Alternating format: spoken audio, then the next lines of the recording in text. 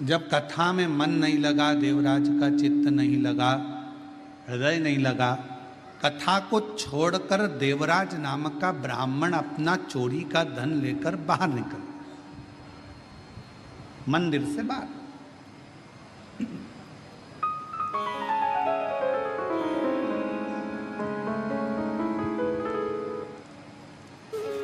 और गया,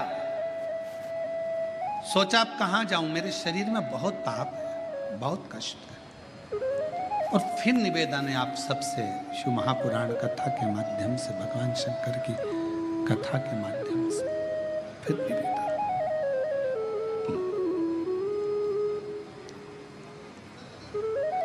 जब सारी दुनिया के हाथ जोड़ लो, सबको नमन कर लो, प्रणाम कर लो, सब जगह से जब हार जाओ, सारी दुनिया के हाथ जोड़ लो, सब जगह से जब हार जाओ, सब जगह से जब थक जाओ, तब आखिरी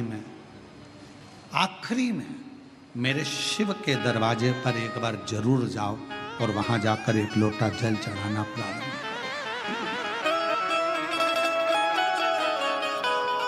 सब जगह से हारने के बाद अंत में शिवालय तक, शंकर तक जरूर पहुंचो, शिव तक। हम तो कई बार कथा में कहे कि जैसे बच्चा गुल्लक को भरता है और गुल्लक भरने के बाद बच्चा गुल्लक तोड़ता है तो कोई गिफ्ट खरीद कर लेकर आता है, उसी तरह अपने दादा, परदादा, पिता, माता, घर के बच्चों की भाग्य की गुल्लक जब फूटती है, तब समझना कि जिंदगी में एक बार शिव महापुराण की कथा अपने परिवार के द्वारा होगा। पूर्वजों ने जो पुण्य का कृत करा होता है गुल्लक में, दादा परदादा ने, अपने पूर्वजों ने जो पुण्य की गुल्लक भरी होती है, वो गुल्लक जब फूटती है, तब जाकर अपने परिवार में, अपने गांव में, अपने नगर में, अपने शहर में एक की कथा श्रवण करने का सौभाग्य प्राप्त हो पाता है। तब एक कथा सुनने का सौभाग्य प्राप्त हो पाता है, तब शिव कथा श्रवण करने का सौभाग्य मिल पाता है। जब उसकी पुण्य की गुल्लक भराए तो समझो कि भगवान की करुणा, भगवान की उदारता, भगवान की कृपा हो। अब करे तो क्या, देवराज चोरी का धन लेकर बेलपत्र के वृक्ष के नीचे बैठ गए। कथा की शुरुआत में बेलपत्र के वृक्ष की महत्वता का वर्णन क्यों करा, किस लिए करा? हम कल्प वृक्ष नहीं देख सकते, हम कल्प वृक्ष की करना, उसकी विचार भी नहीं कर सकते।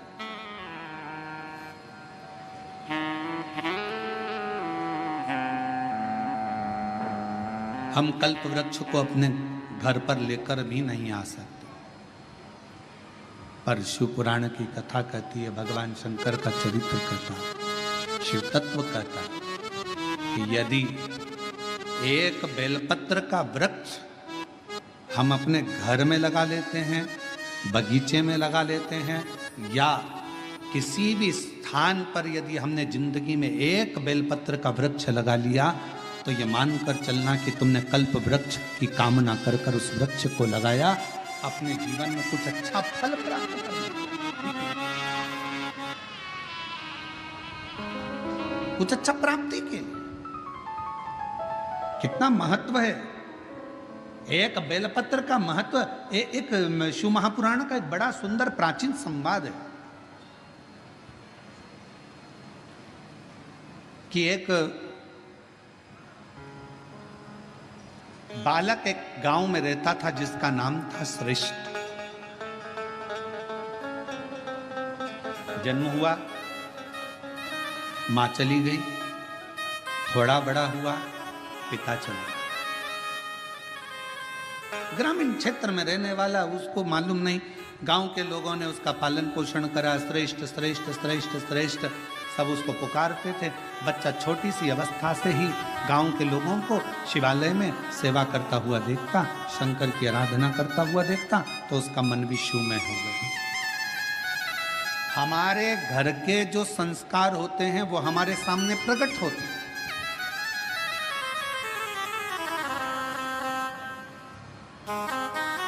उनके घर में उनके माता पिता को यही कहा कि आपके पुत्र विशाल और बहुरानी, घर के बच्चों को आपने जो संस्कार दिया, ये संस्कार आज सामने देखने को मिलता है। कम से कम इतनी बड़ी शिव महापुराण की कथा अपने माता पिता और अपने पूर्वजों का आनंद के लिए कराई तो।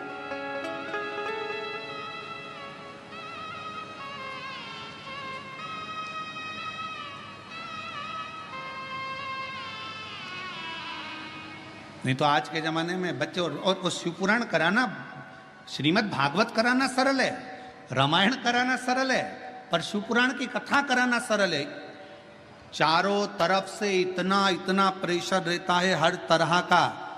पानी गिर रहा है, कीचड़ हो गया, कहाँ बैठेंगे, क्या होगा, गाड़ी कहाँ से निकलेगी, पार्किंग कहाँ करी जाएगी, भोजन व्यवस्था कैसे करी जाएगी, कैसे करा जाए, महाराज कहाँ रुके, क्या खिलाए, क्या पिलाए, क्या करे, इतने भक्त आएंगे, ये आएंगे, वो आएंगे, दुनिया भर के फोन भी आएंगे, हमें आगे बैठना है, हमें यहाँ बैठना है, हमें वहाँ बैठना है। पूरी चिंता चिंता चिंता चिंता चिंता। आप विशाल जी से पूछना, वो तो विशाल जी का हाथ शंकर जी ने पकड़ रखा है, इसलिए उनकी चिंता थोड़ी भोलेनाथ ले रखे हैं। पर उनसे पूछिएगा जरा कि महाराज कथा करवाना कितना कितना कठिन, जरा पूछिएगा, बहुत कठिन।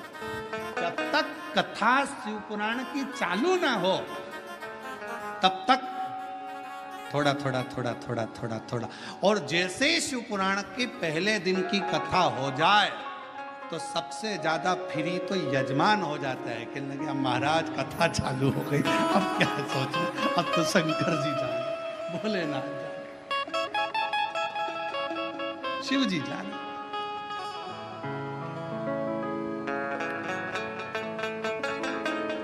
और हम तो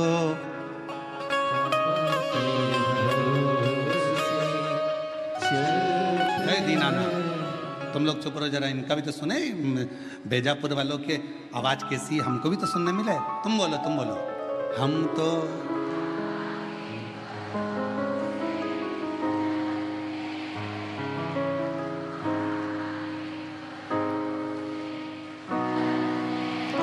ये दुनिया वाले जलते हैं, ये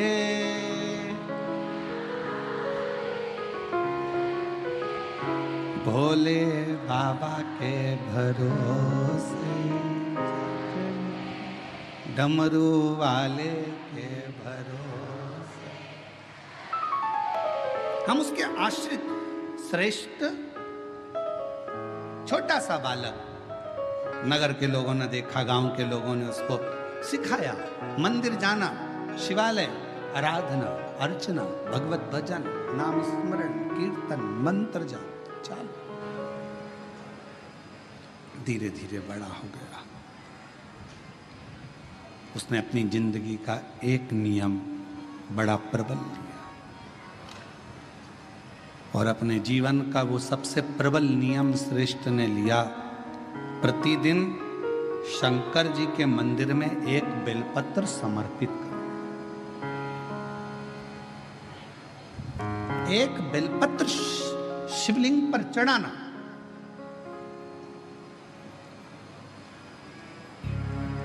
और होना चाहिए, जिंदगी का एक नियम आपके जीवन में होना चाहिए। हम तो आप लोगों से भी कहेंगे कोई बड़ा नियम नहीं ले सकते, तो एक नियम अपने जीवन में ले लो कि मैं सुबह उठते से ही सबसे पहले अपने मुख से श्री शिवाय नमस्तुभ्यं बोलूं।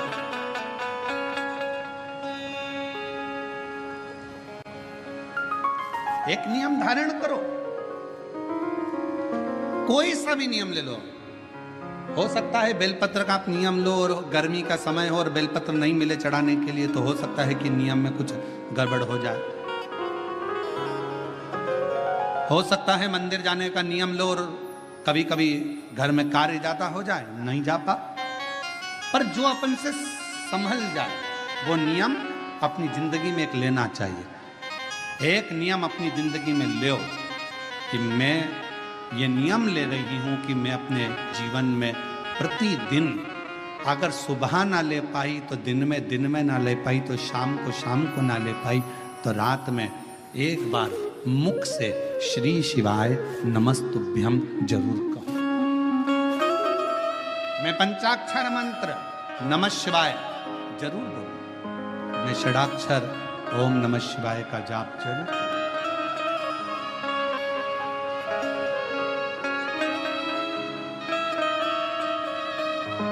अपने भीतर उस नियम को ढालो। श्रेष्ठ बालक बड़ा हो गया, अपना नियम धारण कर रहता। जिस गांव में श्रेष्ठ बालक रहता था उसी गांव के नजदीक में 2 गांव छोड़कर एक ब्राह्मण और एक ब्राह्मणी का परिवार रहता था।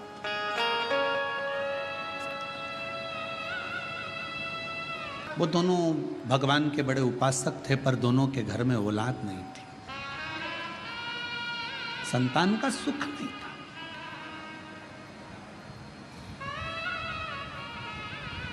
कई माताएं ऐसी बैठी हैं, कई पुरुष ऐसे बैठे हैं कि जो भगवान के मंदिर जाते हैं तो भी मन में आता है कि भगवान हमारी क्यों नहीं सुन रहा। क्या सारा दुख हमारी ही किस्मत में लिख दिया? क्या सारी तकलीफ हमको ही लिख दी? नहीं।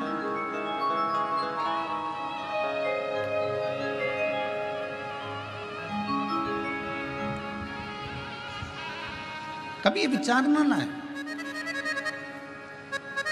तेरे मंदिर में आना मेरा काम है और मेरी बिगड़ी बनाना तेरा। आप अपने मन में श्रेष्ठ विचार को लेकर आओ कि बाबा एक ना एक दिन अच्छा करेगा, एक ना एक दिन मेरे जीवन में सुख का पल आए। और फिर निवेदन करेंगे, आज से नवरात्रे प्रारंभ हुए हैं, 9 दिन तक ये गुप्त नवरात्रे के 9 दिन अगर आपको ऐसा लगता है कि शिवजी आप बाबा मेरी नहीं सुन रहा, बहुत संघर्ष का जीवन चल रहा है, बहुत परेशानी का जीवन चल रहा है, बहुत कष्ट का जीवन चल रहा है और कोई मंजिल, कोई राह, कोई मार्ग दिख ही नहीं रहा, तुम्हारा कैसा भी दुख है, जो आज गुप्त नवरात्रे प्रारंभ हुए हैं 26 तारीख से, 26 जून से, आज से 9 दिन तक का एक नियम ले लो गुप्त नवरात्रे में कि मुझे शिवजी के मंदिर में अशोक सुंदरी वाली जगह पर एक बेलपत्र माँ हेमवती माता के नाम से, कौन सी माता? हेमवती, माँ हेमवती के नाम से एक बेलपत्र अशोक सुंदरी वाली जगह पर समर्पित करूंगी। 9 दिन का एक नियम धारण करो और 12वें या 15वें दिन आप देखिए आपका जो दुख है मेरा बाबा उसको काट कर ही रहे। गुप्त नवरात्रे जो आज से प्रारंभ हुए हैं, गुप्त नवरात्रे जो आषाढ़ महीने का ये गुप्त नवरात्रा है, इस नवरात्रे में हेमवती माता का स्मरण करना, एक बेलपत्र का पूजन करना या एक बेलपत्र के वृक्ष के नीचे आप 9 दिन तक भी, अगर मंदिर तक भी नहीं जा सकते, मंदिर में आप बेलपत्र रखने नहीं जा सकते, तो आपके घर के आंगन में, द्वारे पर, बगीचे में, आपके घर के पास अगर कोई बेलपत्र का पौधा है, वृक्ष है, उस बेलपत्र के वृक्ष के सामने एक बेलपत्र का पत्ता रखकर भी अगर आप उस पर जल चढ़ा रहे हैं या पूजन कर रहे हैं हेमवती माता के नाम से, तो उसका फल आपको मिलेगा। और मान लो बेलपत्र का वृक्ष भी नहीं है, हम मंदिर भी नहीं जा सकते, हम कहीं नहीं जा सकते, घर से बाहर कैसे निकलें? पानी तेज है, जलवृष्टि हो रही है, बहुत सा पानी है, तो क्या करें? अपने घर में जो शिवलिंग है, तुम्हारे घर में अगर जो शिवलिंग है, तुम्हारे घर में जो शिवलिंग विराजमान है, उसी शिवलिंग के साक्षी में, सम्मुख में भी अगर हेमवती माता का नाम लेकर अगर एक बेलपत्र समर्पित करोगे 9 दिवस तक, तो उसका फल मिलेगा जरूर, उसका फल मिलेगा। फिर से बोलो, कौन माता? हेमवती। कौन है ये? शिव महापुराण की कथा कहती है, जब माता पार्वती जी हिमालय राज के घर में प्रगटी और हिमालयों की कंदरा में बैठकर मां पार्वती जी तप साधना में लीन हुई। जितनी परीक्षा भगवान शंकर ले सकते थे, शिव जी ने सारी परीक्षा ली। ब्रह्मदेव परीक्षा लेने आए, भगवान नारायण परीक्षा लेने आए, इंद्रदेव आए, सप्तऋषि आए, सारे साधु संतों को परीक्षा लेने भेजा, पर मां उन परीक्षाओं में पास होती चली गई। तब भगवान शंकर ने दर्शन देकर कहा, पार्वती आज से तुम्हारा नाम हेमवती रहेगा। सुनो पार्वती, तुम्हारे इस नाम की आराधना जो तुम्हारे गुप्त स्वरूप में करेगा, उसको मनवांछित फल की प्राप्ति हो जाएगी। और वो फल, आज कथा अगर प्रारंभ हुई है और आप लोगों को मौका मिला है तो इस कथा का स्मरण अपने जीवन में जरूर करें। क्या पता भोलेनाथ जी ने बेजापुर वालों पर बड़ी कृपा करी है, बहुत बड़ी कृपा करी, जो नवरात्र में कथा मिली और आप लोगों को ये कथा का चरित्र श्रवण करने को पहले दिन ही मिल गया। बीच में मिलते तो 2-3 दिन निकल गए होते।